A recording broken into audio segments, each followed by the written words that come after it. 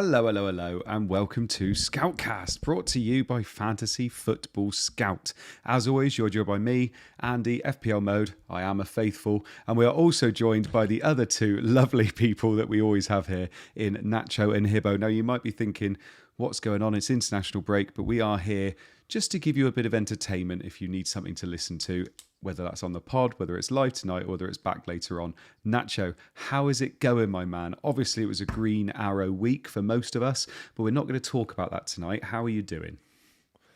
Yeah, we'll brush over the green arrow situation for Hibbo's sanity right now. But yeah, doing well. I mean, are we on the second or third international break right now? Because third international break and it's only November. And this is the one that I really didn't need. I think the previous ones, it's quite nice to have a bit of time off from FPL. I haven't thought about FPL, but I really was in the swing of it. And now England are qualified. They're just going through the motions as well. I'm just praying no injuries occur in this international break, just so we can have a nice and simple game week 12. Are we going into? I'm so out of touch right now. But I look forward to today talking about some interesting players.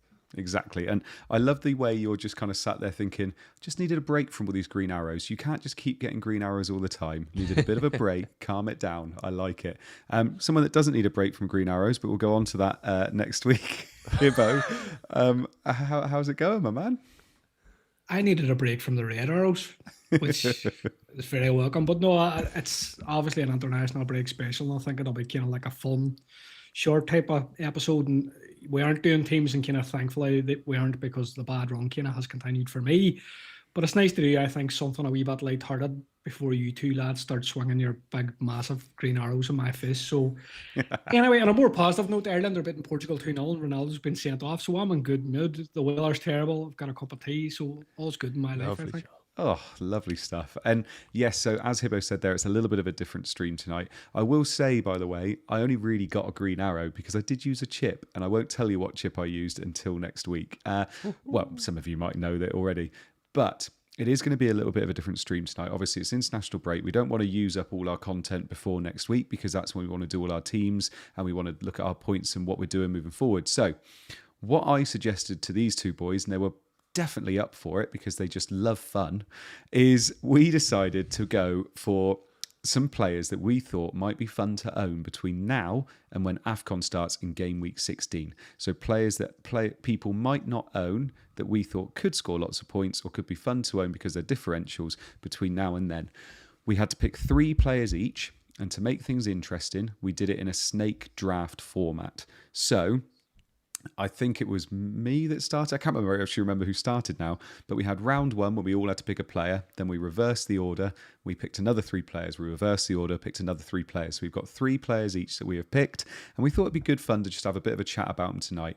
It's not going to be a long stream, not going to be a long pod, but it's going to be quite fun, hopefully. But people in the chat will let us know if we should never do this again. Welcome to the people in the chat, by the way. We've got Artem in there, we've got Callie, we've got Tom Mills, who is from Shapwick in Somerset. Nice. You're a lovely chap. I can tell that already, being from Somerset. We've got Dreg Unit in the chat. Got loads of people. The Mixter. Hibbo FPL is also in the chat. Right. So shall we get started, boys? Let's do it, baby. Do it.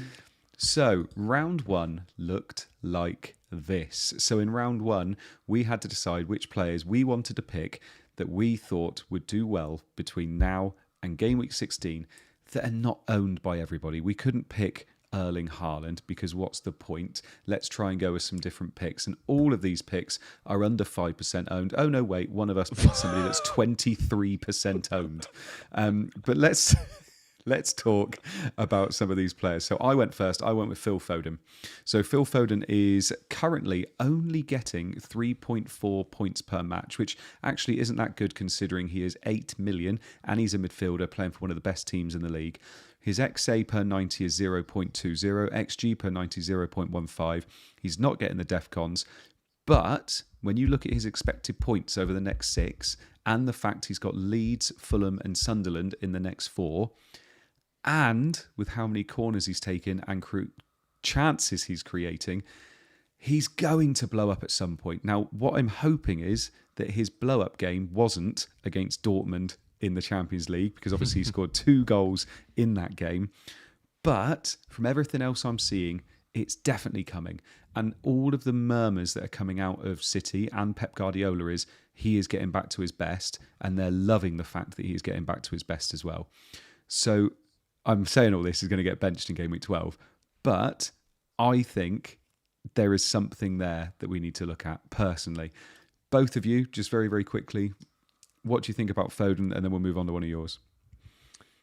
For me, I'm looking at somebody in that Man City team, like we all are from game week 13 onwards, whether it be a free hit or a transfer in, because the fixtures do start to take the turn. And if we look at the attackers right now alongside Erling Haaland, personally, I think the only one that is going to be possibly viable is Phil Foden. The problem, of course, is the sacrifice that we do have to make.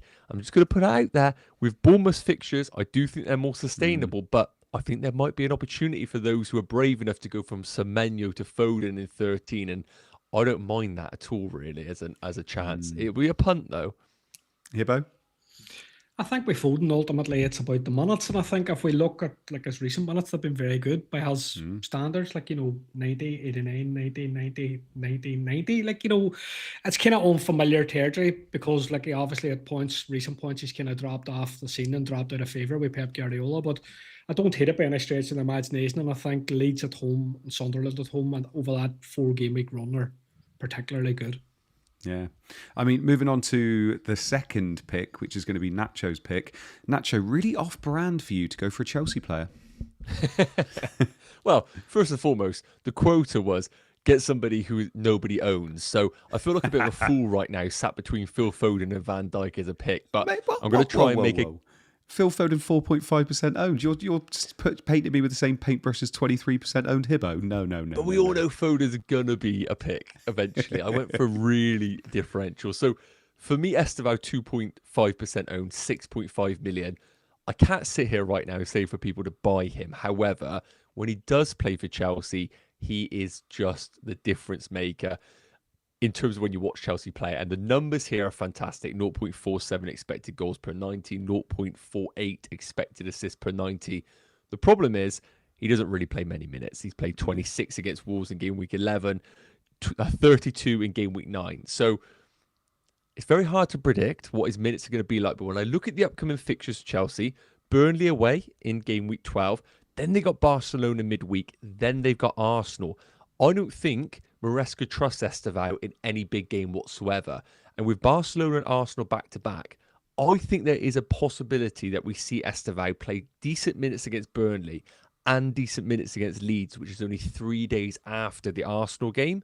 So it's a huge punt. The 6.5 million spot is really, really competitive. But if anybody wants a differential, I think Estevao actually gets decent minutes in both game week 12 and in game week 13 against Leeds. Does Neto? It seems to be that Neto and Garnacho are the favoured wingers. Does that worry you at all? Do you think Estevao's worth owning even if he just comes off the bench? Yeah, sorry, game week 14, it's the Leeds game. I forgot about the Arsenal one. But yeah, I do think in terms of Neto, he will play all the big games because of his work rate and just naturally the way that he operates is a bit more experienced. But I do think there is a punt on Estevao, and that left-hand side is up for grabs right now. Garnacho is playing well. Gittins is pretty woeful, really, in the big games. So yes, I don't expect Estevao to start. If anyone wants a punt, this is the one to go for. Hibbo, anything to add? Minutes wise, it would be a wee bit shaky for me, but like from watching Chelsea, like there's definitely a bit of promise with Estevao. Like he got the assist, I think, in the last game whenever it was a good cutback for João Pedro. So like he's got output, I think, if he plays. But the question mark for me is if he plays, and do you want to take that punt? It would be a bit too risky for me because I'm a fairly boring player. But Nacho's getting the green arrows, so. Yeah. Now I'm just going to ask you boys whether I'm saying this right. Virgil van Dijk, is that how you say it? Because Hibbo's picked a player that I'd never heard of before. He is 23% owned, which I'm shocked at. But talk us through it, Hibbo, because fair play to you, mate. Talk us through it. This is a brave pick. Well, I want to pick a pick that I actually think's a good pick rather than pick a pick that's just punty, but maybe isn't really going to come off. But look, I think we went on the season. I think Liverpool were. He was fancied for the AFCON, I think, based on last season's numbers. And Liverpool were fancied for clean sheets. But like Liverpool this season look a very different side. I don't think anybody can deny that. defensively, they've looked a bit shaky week by week. I have the general feeling that the opposition could nip the odd goal, and like overall their defensive balance has looked a wee bit off. Now, this isn't exactly selling Van Dijk as an option, but why do I think he's a prospect? I suppose DEFCON's one thing. So like if we're looking at his numbers over the season, he's hit DEFCON 6 times in 11 matches, so like a strike rate's about 55%. And he has a wee bit of set piece goal threat like we saw against Man City. He scored the goal. Robertson was offside. I actually think it was a legitimate offside. I think it was right to be chalked off. But he showed that he does have the potential to A, get DEFCON, B, score the odd goal. And I think we have to look at the clean sheet prospects over the next 4: Forest, West Ham, Sunderland. It's a strong fixture run. They're top of the scout ticker over this run, and all these sides are bottom half for XG. Now, Liverpool are mid-table for their XGC, so they're not really at the level that we're used to seeing them at. But like we reference 11 of 5 numbers every week, and like he has them over the next 4 games: 42%, 34%, 47%, and 37% for like clean sheets. So they're one of the top sides over the next 4 games. So I think, firstly, on the ownership, like I know he's sitting 23% here, but in top 10k teams, he's sub 12%. So he's still a wee bit of differential options against sides that are doing really well. But he's one of these picks, I think, that could potentially explode if he gets a clean, if he gets a DEFCON bonus potential, maybe the odd goal. I think he could go big. Yeah, I mean, you sold me. Do you know why? Why? Because you called him your wee differential, and that is for me now. But to be fair, if he'd have, but it does sound like one of you is literally in the middle of a storm right now. That's like my backyard. That's someone cheering the Ireland team. I am looking at it and thinking, I tell you what, if he'd have scored against City, I think he would be way more than 23% owned by the time game week 12 comes along. Yeah, everybody would be thinking like, and I think we're in a position where people have like, say, if people have like 3 and 4 transfers, and they're looking at the top up in 16, and I think that's true of all these punts. You're looking to think, well, I have to use my transfers between now and 16, so why not? Nacho, anything to add before we go on to round 2? No, I think that's a brave pick from Hibbo, and thanks, buddy. You wait to see his other picks. Oh, baby. Wait till you see these packs. Good pick. Right. Let's move on to round 2, where we have got all... actually, I'm the only one that is not below 5% owned on this one, because mine is 5.1%. So my second pick in round 2 is Dominic Szoboszlai, and obviously, he's got the fixtures that Hibbo's already spoken about for Van Dijk. He's got Forest at home, West Ham away, Sunderland at home, and then Leeds away. Points per match is actually up at 4.0, which is not too bad. His XG and XA per 90 aren't great. Total them together, it's only 0.22, but he has played quite a few games at right back as well. His DEFCON per 90 is 11.73. He's hit DEFCON 4 times this season, including one game against Brentford where he got 22 DEFCONs. His points projected over the next 6 are 25.2. He's 6.6 million. Genuinely, I'm torn between whether he is just going to be the next kind of FPL bandwagon and people go, why did I bring him in? Or he's going to be the next Gundogan where people go, this is brilliant. I'm really happy. He's keeping Wirtz kind of out of his natural position. I feel like he is quite an interesting pick at 6.6 million when everybody's going to be wanting to try and find that Liverpool asset that's not Mo Salah that they can bring into their team for this run. And I think he's got to be right up there, especially when you consider his price. So talk me through it, lads. Is this just the next, the next Reinders, or has this got some legs? I think it's... I like it because I think we want to have some piece of Liverpool over this fixture run. But I think that's very much what the case is with Szoboszlai, where you're always just getting him because he's part of that Liverpool team. And I think when he does play in that number 10 role, he is good. But I would make the argument that maybe in games where Liverpool are going to dominate the possession, maybe we are going to see Wirtz back in that number 10 role, and maybe Szoboszlai alongside a McAllister or Gravenberch in a 2. So I don't know exactly whether Szoboszlai is going to be required in that number 10 position in games where they don't have to press high against the big sides or have the, basketball games that they would have against the likes of Man City at times. So I like it, but I'm not seeing the numbers right now to really justify going him. No, fair. Hibbo? I don't hate it. Like, I think we're looking at these next four for Liverpool, and I think everybody wants a piece of the attack. And I think some of the options, and we're going to see them probably now as we move through the picks, but like some of the options at a price point are quite prohibitive. Whereas Szoboszlai gets you in, looking at the data, there's maybe the potential for some AFCON. He's probably more likely to pick up an assist than he has a goal, but he could also be one of these players that you buy that ultimately you sell in a few weeks' time and he doesn't really perform. But like, I think he's a fair punt, I think, on the balance. And at 6.6, I don't hate doing those little kind of hokey cokies with some of those players, if that makes sense. Like, it doesn't feel that bad, but it's kind of who you get in. When you've got someone like Ismaila Sarr at that price as well, it does feel a little bit tricky. But Nacho, I'm absolutely gutted. We've only got one Manchester United player in our picks, and you went for him. Talk us through your next pick. Yeah, Matheus Cunha is my pick. Now, naturally, everybody's going for Brian Mbeumo right now, so if we are looking at a bit of a differential, naturally I can't select him. And I want to put out there, Mbeumo is my number one Man United pick if you were to invest right now. Of course, he is going in the African Cup of Nations, but you're still going to get at least 4 game weeks from him. And those games are brilliant. Everton, Palace, West Ham and Wolves. And hopefully you get the Bournemouth game as well in game week 16. But I do think, of course, Cunha is going to be sticking around longer term. So if you don't want to force a transfer, and of course, we're all going to get 5 free transfers if you do get it down to 0 for game week 16. But I think Cunha is a really nice differential at 4.4%. Now, the numbers aren't incredible. 0.21 expected goals per 90. Creatively as well. Maybe was expecting this to be a bit better. 0.12 expected assists per 90. But I do feel like Cunha, when he was at Wolves, he very much was a player that scored goals at very low XG opportunities. And I do think at Man United, he still will continue to be that player at times. So I do prefer Mbeumo, but I do think Cunha is offering himself as a great differential for this run. And would I be surprised if a player of Cunha's quality that while others are going in Mbeumo, you just go for Cunha and he could do just as well as Mbeumo over this period. So I know, Andy, you are a Man United fan. I don't know what your thoughts are, mate, on this one, but I think the ownership is good enough to possibly take on Mbeumo.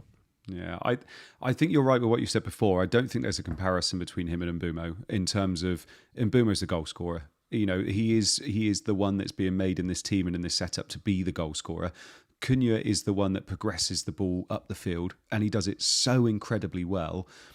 But he does also sometimes keep the ball too much, little things like that. And Mbeumo's he just wants to shoot. He just wants to score goals. And I think Mbeumo is worth the extra money. And I don't think there's too much of a comparison between the two. If you can't afford Mbeumo, I think it's a real risk to go for Cunha instead of going for some of those other midfielders you could be going for as well. Like we've just mentioned, Ismaila Sarr. We've still got Semenyo obviously sat there. Who's Bournemouth fixtures aren't too bad. So it's a tough one. I think he'll have some good games and he'll play every game because he is in our best 11. But I do think if you've got the money, you 100% go in Mbeumo. I don't know whether Hibbo thinks the same.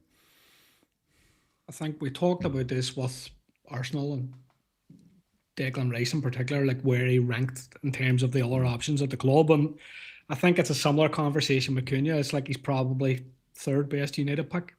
And it's really if you want to go there, I think we all like Bruno, where I particularly like Bruno, and Mbeumo's looking very much like the kind of standout pick from a United point of view.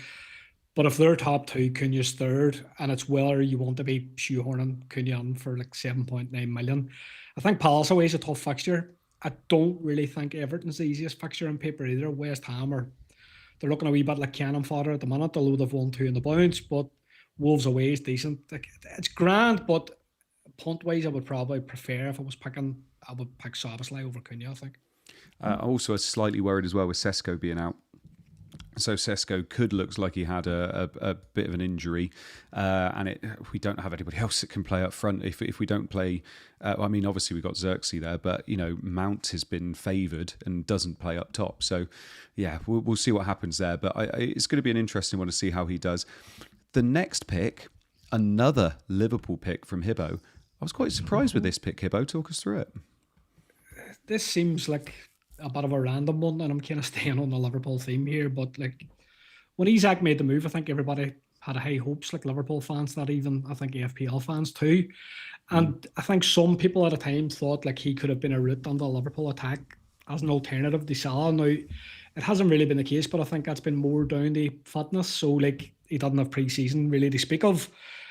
He had to move. He obviously moved to a new team, new tactics, new city, and at Newcastle he was big fish in a small pond. Whereas like Liverpool, he's got other options to compete with, like Ekatike and that. So, like, what have we seen so far? Like, we haven't seen any Premier League goals, and he's had just 3 starts. He's been subbed off in all 3. So, he started against Palace, Crystal Palace, Chelsea, and Man United, and an injury has kept him out since game week 8, although he came back and he was on the bench against Man City. Now, from a fitness point of view, Graham Potter has said over the international break he thinks he's fine. So, by all accounts, he's going to play for Sweden. That's a decent sign, but I think we're looking at a very kind of small sample of data for Isak at Liverpool. And like if we're looking at his 3 starts, I think he had 6 attempts all in the box, and like 4 of those were big chances. So if we're looking at the fixture run, and if we're looking at Forest, West Ham, Sunderland and Leeds, from a goal projection point of view, I think 11ify has Liverpool's attack by far top over the next 4. So he has them 2.32, 2.17, 2.75 and 2.16. So really it's about, does anybody have enough faith in Isak's minutes to take a punt on him, given he's shown a wee bit of promise in the games that he's played, albeit he hasn't scored? There's obviously a bit of risk there in terms of the minutes, but I do think over that run of games, if he gets the starts, I do think he'll do well. The counterbalance is obviously his price. Like, you know, he's 10.4 million. How does anybody kind of fit him under their structure of teams? Like if somebody still had a structure where they had, say, Haaland, Gyökeres, because some people have maybe held the week with injury, you could maybe take Gyökeres up, do that Isak, but you would want to hear noises, I think, with a Liverpool that he's fit, he's training. And I do think he's the player that going beyond 16, you know, given the fact that Salah's going to go to AFCON, he could continue and he could keep doing well. Like if he does well over this run, he finally gets a goal, his confidence starts to rise. He could be a player Pens potentially, obviously, whenever Salah goes to AFCON, they could happen for Isak. So he's the kind of player that could improve and get even better when Salah goes, but obviously a massive punt. Yeah, it's the price. Like you said, that's the biggest thing with him is the price. I had no idea why you were mentioning Graham Potter at one point, by the way. Completely forgot he was so Sweden manager. Yeah. When you said it, I was thinking, who's he think Graham Potter's? He's need to learn your international football. Mate, I don't even watch it until it gets to the tournaments. Anyway, Nacho, anything to mention about Isak? Yeah. No, incredibly hard player to justify buying right now. Yeah. Hibbo obviously only wanted to pick Liverpool players, and he was running out of Liverpool players to pick, because when we go on to round 3, oh, look at that 24% player that Hibbo's picked this time all round. Liverpool, isn't it? He has all Liverpool. 2 of it, if you added up all of his percentages, he's over 50%, which I think is disgusting. I'm going to refute the 24%, but go on, keep talking. Well, let's have a look at my pick for round 3, because my pick is 0.4% owned.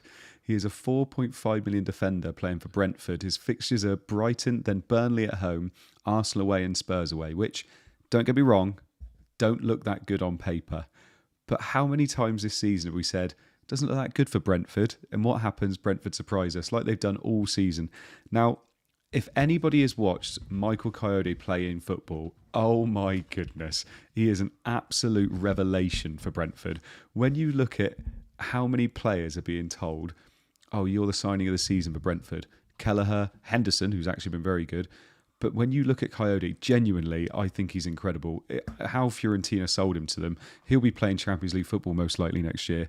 He's had 54 long throws into the box this season. What? 54. And if you've seen those long throws, they are ridiculous. And it's not like that is all he's got either.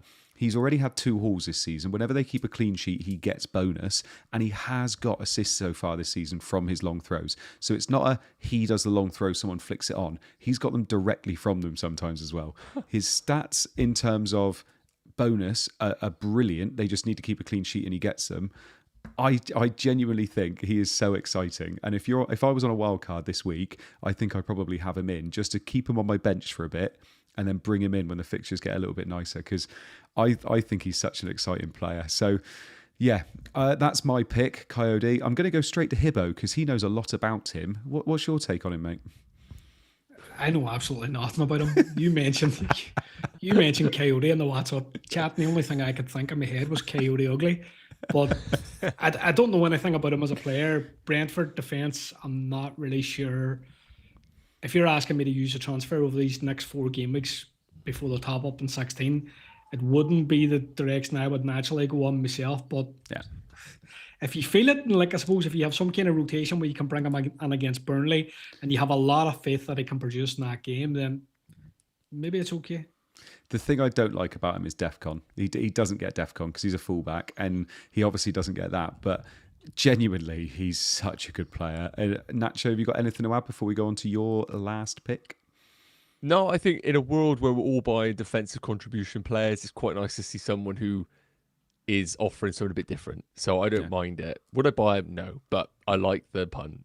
Yeah, exactly. And then moving on to yours, under 5%, at 4.8% is quite high. Obviously, it's not as high as what we're going to see in a minute. But talk us through your pick, your last pick. Yeah, so we have got Brighton's Minter, a player I really wanted to buy a couple of weeks ago. I'm kind of gutted I didn't because the Ismail Assar attraction was just so big. Palace playing so well, but I think there's a lot of good things about Brighton that we need to remember. One, they are just a really good team. They've been like this probably for the last 18 months or so. Is it 12, 18 months under Hurtzler? So they've been a good team. Usually step up in the bigger games somewhat, but had a good performance against Leeds in game week 10. And I just think with Minter right now, we had this perception last season where he was really exciting when he played for Brighton, but his minutes were all over the shop. But looking at his minutes right now, he has started every single game for Brighton, and he has had probably about 7 or 8 90 minutes here. So we're looking at a guy who is pretty much locked into this Brighton team. Even if there were to be some sort of competition, I don't see how he goes from being a 90-minute man to a substitute. So minutes long-term are great. 5% owned in the game. 0.2 XG per 90, not amazing, but again, he's only 6 million, 0.5 million cheaper than all of these players that we've been looking at, like Szoboszlai and Ismail Assar. And probably the most important thing as well, no European football whatsoever for Brighton. So when we look at Palace's fixtures, we come into game week 12 and then they've got Conference League midweek. Same again between game weeks 15 and 16, I believe. Brighton are just focusing completely on the Premier League. So I think right now at 6 million, Minter is a really, really interesting pick. Would I downgrade Sarr to Minter? No. But if you were looking at this position, I think Minter right now would be one of the standouts. And Brentford at home, Villa at home, and West Ham at home, 3 of the next 4. That is a great run of fixtures. Yeah, I don't hate it. I did the same as you. I was close to bringing him in a couple of weeks ago just before he got his 2 assists. He's obviously looked like the spark in Brighton's attack, hasn't he? I mean, Hibbo at 4.8%, 6 million. Do you think he's worthy of one of those spots in midfield? I think definitely. And firstly, I kind of have to apologise for a mistake I made previously in one of the pods. Manta isn't from Senegal. I think he's Gambian. And he doesn't actually go to AFCON. So just to correct that for the record. But I think he's looked a really exciting option. People brought him on last week and got 2 assists. And I do agree with everything Nacho said. He's bedded down under that attack, but I do think we've seen a change from Brighton across the board, and the fact that Hurtzler's kind of thumbed down his squad a wee bit, and he maybe has a really full idea of what his best team is now. So he doesn't really seem to chop and change as much. The promise is definitely there, and I think if we're looking at them from an attacking point of view, especially when he's playing as a foil with Welbeck, like Welbeck's the kind of player that can hold up the ball, lay off, and bring him into play. I think he's an extremely exciting option, and I think if we look at these fixtures, very good, and he's a kind of option I could really get behind, I think. Yeah, I don't hate it at all. Like I said, 6 million. And with those fixtures coming up as well, Brentford at home, obviously he's not going to score there because Coyote is going to be keeping a clean sheet. But then Forest away, Villa at home and West Ham at home aren't bad at all, are they? No. Hibbo, I'm going to have to do it again, and I do apologise. Mohamed Salah? Is that how you say it? I mean, you have gone so risky with these picks, mate. 24% owned. Don't know how that's happened. How that's kind of gone under the radar. 14.2 million. Talk us through your very, very brave last pick in round 3.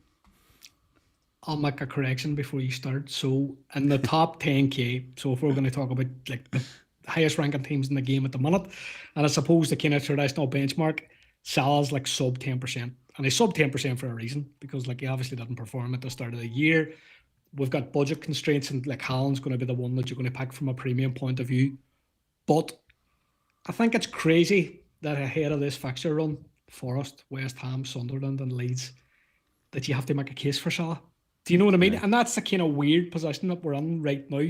So he finishes off my Liverpool trio, but like I think there's lots of kind of criticism to bat away, which in the balance of the 11 games that we've seen so far are like entirely fair. Like people are going to say he isn't worth the money. Slots tactics have undermined his place in the team. They aren't getting the best from him. As far as points go, he's hugely expensive. There's obviously the risk that it completely blow up in your face. But as I say, I don't think we've ever looked at this 4-game run and thought, no, I won't be having Salah. I think traditionally, if we looked at those 4 fixtures, we would have moved heaven and earth to bring him on their teams. And I think, like, fundamentally, what's the question? Like, is he a washed asset? Now, I'm not sure he is. Like, you know, he broke the FPL point record, smashed it out of the park last season. Every season for him to do 200 plus or 250 plus is kind of the norm. But I think I touched on it slightly earlier in the pod.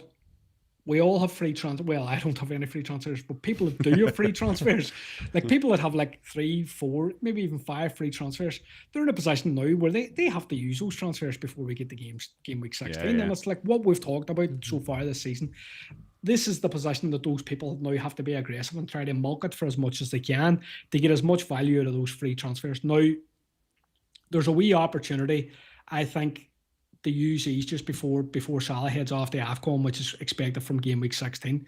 So, like I've already mentioned the projected goal numbers for like Liverpool as a team. But like in terms of team stats, like if we're looking at Forest and West Ham, both of those are in the bottom 4 for XGC, and that's like so far this season. The other teams are obviously promoted sides. Like we can see that Leeds can potentially get smashed out of the park. Sunderland have been decent, far above expectations, I think it'd be fair to say. Can Sunderland maintain that for like a long 38 game week season? I think that remains to be seen. But I think as well in data, we're starting to see wee green shoots of improvement from Salah. So like I looked at over the last 6 game weeks and I think he had like 15 chances created. He was like 3rd amongst midfielders. He was top for shots in the box amongst mids again with 15, and he had 8 big chances. Now, I compared that to like Salah's first 5 games. So in like his first 5 games, he had 7 shots in the box compared to say 15, and he had 1 big chance. So we're maybe starting to see Salah pick up a bit of steam, and I think that's something I've kind of traditionally looked at with Salah. As he finds his rhythm, are the volumes starting to come? And I think there's a wee bit of a sign that that's happening. Now, my final point in Salah's captaincy, like I think we talked about it last week. I was adamant on it. You talked me down, Andy. Saka showed that there's other options. Saka showed that there's other options against Haaland if people want to be brave. Now, obviously, there was a bit of luck involved in that because Haaland missed a penalty. But if we're looking at these games, I think at home to Forest and at home to Sunderland, Salah's more than likely going to be the optimal captain that week. So you have an opportunity here to back historically, hear me out, you have an opportunity to historically back the best asset in FPL history. So we'll put this in record, FPL history, with ridiculously good fixtures with the armband, and within the top 10k, he's owned by less than 10% of teams. When would you have ever got that differential on Salah? Now, the obvious negative is people can't afford him. Like, you would have to do something crazy like selling Bruno and another midfielder down to like dirt rock bottom price and maybe even change a formation temporarily to like 4-4-2 or something like that. But I don't think it's impossible. I don't think it's impossible to shoehorn him in the very short term for that run as long as you have enough fixtures. And I think some brave managers will do it, and I think some people will massively reap the rewards. And he's obviously my favourite pick of the 3. I think you're crazy. I think definitely not. You were just saying how hard it is to get to Isak. Salah is 4 million more. And also, how dare you disrespect Lord Lundstrom saying that Mo Salah is the greatest FPL asset ever. Disgusting. Nacho, we're going to leave off with you, mate. Talk us through, what do you think about Salah? Do you think if you had 3-4 transfers, Hibbo said it, you've got to use these transfers by game week 16. You've got to have them gone because you cannot let other people get more transfers than you this season, because that's what would be happening if you burnt some of your transfers in game week 5, because everybody gets topped up to 5. You don't get 5 extra, it gets topped up. So Do you think moving everything around in your team and getting Salah is a sensible play or not? I think it's so risky. It's less risky than previous seasons, like we said, because we got all these transfers that have been allocated to us. So the big question is, how do you get to him? Because if it's a case of selling Haaland, if you've got your free hit available, then you could potentially use the money from Haaland this week, who's away against Newcastle, bring in Salah and captain him, then free hit in game week 13 with Salah and Erling Haaland. Then you've got Salah back for Sunderland at home, where Erling Haaland has got Fulham away. You'd argue that is better for Salah. And then in game week 15, City are at home against Sunderland and Liverpool are against Leeds. And you just hopefully roll the dice and get lucky there. So I actually don't think it's a bad strategy for the next 4 weeks. You do have to get lucky that Haaland doesn't absolutely smash you up. But if you're in a position right now, you listen to this where you're in the millions right now at a rank, and you're thinking, you know what, I need to have a slight change of the template. I think for a 4-week period and a free hit available for game week 13, that actually isn't a bad play. No, I like it. Right, so there you go. Personally, I think I would want to be getting there without selling Haaland. Like I do take your point. I do think if you don't sell Haaland, like ultimately you kind of hamstring your team a wee bit because your price points get massively stressed out. But I do think, like, say for example, my team, I have Bruno. You know, you could turn around and look at Bruno and go, he's 9 million. Like, there's other midfielders around that price point. Like, I own Saka, 10 million. And I think this is what I'm talking about really kind of short-term play. Like, if 19 million between the two of them, like, you could get Salah on a 5, and like, if the 5 was part of a 4-4-2, like, maybe it's okay. But I'm talking about it from the point of view, if you attack the captaincy in those 2 weeks with Salah, but it's a big play. I do genuinely think somebody's going to do it. You're going to see it on Twitter, and it's going to smash. Like, I do have full confidence in this, honestly. Interesting. Right, we're going to leave on that bombshell because we are going to be back next week for our proper. Oh, I've clicked on the wrong one there. We're not done. We are going to be back next week for our proper Scoutcast. So make sure you join us again next week where we talk through our teams, our points, and what we're going to be doing moving forward, especially all of the data after game week 11. Looking forward to game week 12 and that big run up to AFCON where everything changes and nobody really knows what to do with 5 free transfers topped up because we've never done it before. So thank you everybody for joining us. We had 250 odd people in the chat, which is not bad for international break and England on as well. So we will see you. We will see you all again next week. Hibbo, thank you so much for joining us this evening. I hope you enjoyed yourself. It was a great evening. It's a very kind of cold, wet, blustery evening here. I had a nice cup of tea with my 2 friends. Ireland won 2-0. Ronaldo got sent off, so everything was great in my life. So very happy. Oh, nice. And Nacho, hope you enjoyed yourself as well, my man. Yep, always a pleasure. You two cheering up this very boring international break. Yeah, lovely. Right.